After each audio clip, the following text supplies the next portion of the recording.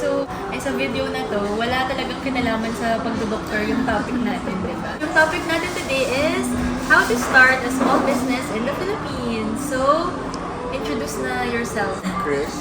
Actually, RMT rin ako and currently a virtual assistant. And I have a small coffee shop.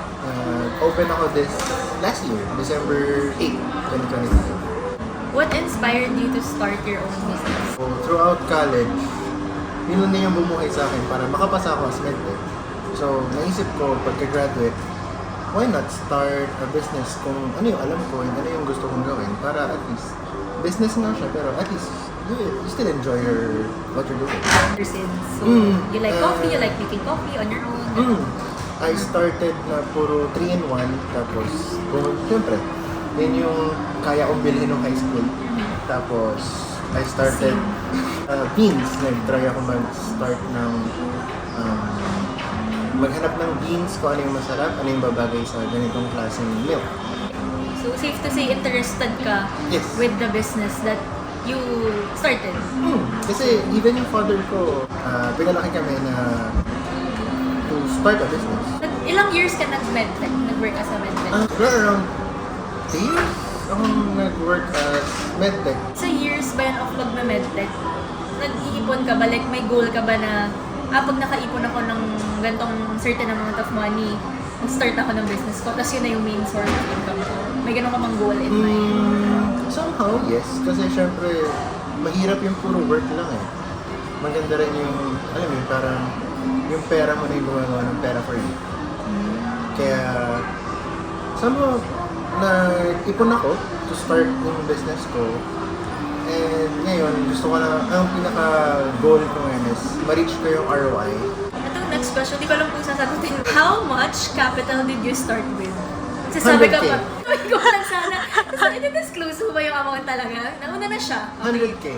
Kasi, yes, sabihin iba maliit siya. Kasi with the help din ng parents ko.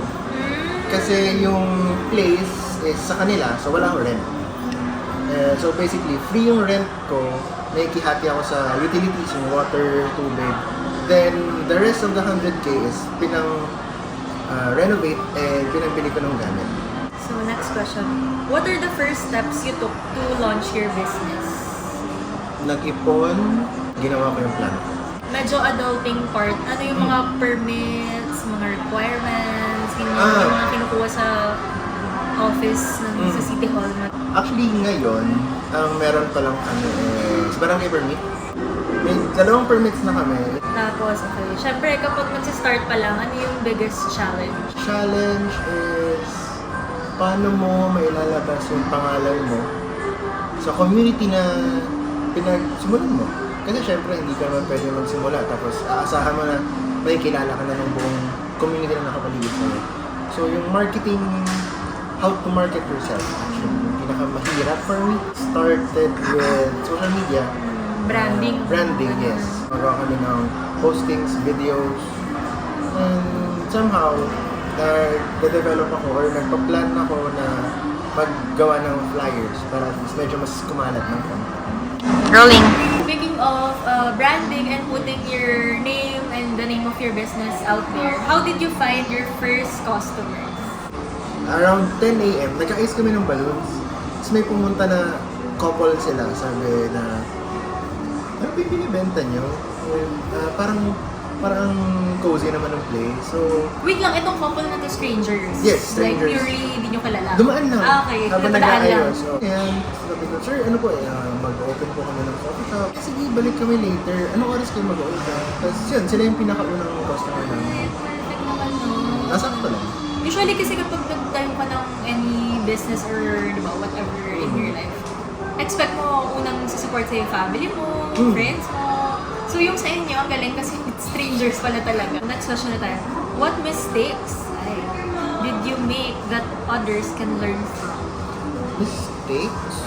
Siguro naging, hindi ganun ka-aggressive in terms of starting the business. What do you mean aggressive? Not aggressive? Not aggressive kasi I think I can do more pero may takot. Baka mag-fail to.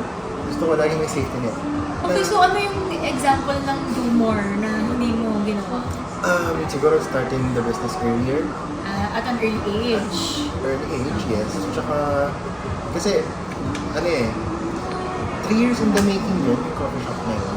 Sa 3 years na yun, inaaral ko yung coffee, inaaral ko yung recipe, binabash na ako ng parents ko, sabi, simulan mo na, ba't ba ayaw mo simulan? Masarap naman yung ganito. Grabe, may bashers agad wala pa na, hindi pa na-start.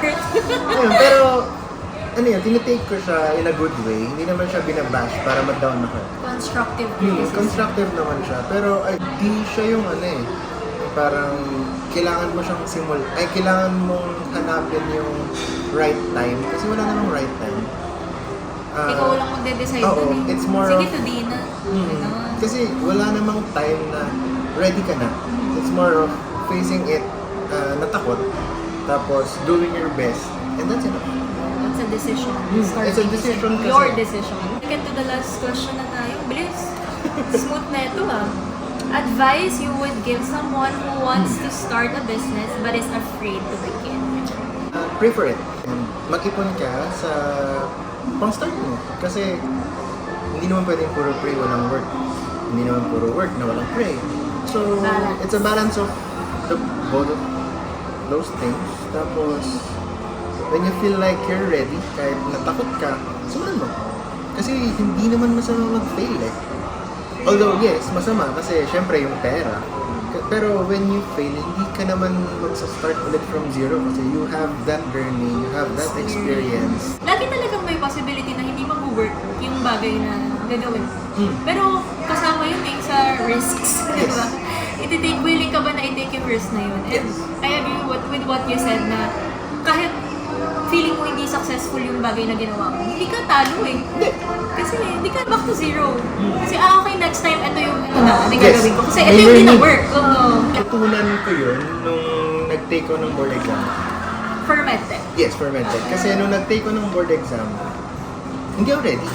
Kasi hindi ko na Lahat naman ata dahil hindi tayo ready na pag nagbo-board exam. Hindi, what I mean by hindi ako ready kasi may reviewers ako na hindi ko nadaanan. May libro ako na hindi nabasa. May topics ako na hindi alam. Universal experience. Yes, ano ko sa sarili ko na pag tinanong yung ganitong part ng subject is hindi ko masasagot. Entirely hindi ko alam. So, yun, I just took the risk and thankfully, pumasa. One take, pumasa. Sige, last question na tayo. If you... bilis na kay Chris! Pero kasi yung sabi niya, hindi maganda yung akin siya. Last question. Wait, hindi ko mabasa yung sulat ko. If you are starting today, what would you do differently? Meron ba? Para ba lang sasabihin ko? Better marketing. Kasi I started entirely na just to start it. Parang somewhat na-pressure ako na parang sige na, simulan ko na. So, somehow yung marketing kulang na ngayon, binabawi namin. So ngayon, mas nag-post kami. Pero sana I started with parang may teaser. After nung teaser, may videos paano kinonstruct yung coffee shop. Para ma-excite yung mga tao, gano'n. Yes, exactly. Nangyayari, ganyan. Exciting. Kaso wala ang ginawa ko, nag-post from the post date till the day ng opening, nagko-construction kami. So walang videos or anything. Like, nakasarado yung shop, nagko-construction sa loob. Tapos on the opening day, binuksan yung shop, ang dami ng balloons, opening na kami. Very helpful pa naman yung social media Social when it media, comes yes. to promotion. Kaya somehow ngayon, bumabawi kami. Kaya rin. Lagyan na lang natin yung link ng business nila Thank you. sa Thank baba. To promote it. Yes, Ayun. hashtag supporting small business. Okay guys, tapos pakita nyo na napanood nyo yung video. Bigyan ko kayo mga 5%. Wow! Uy, 5% saan ka na makakakita? Basta Hindi nakasubscribe masama. kayo Ay, perfect yan. Okay. Pero yun talaga yung kulang. Binuksan lang namin yung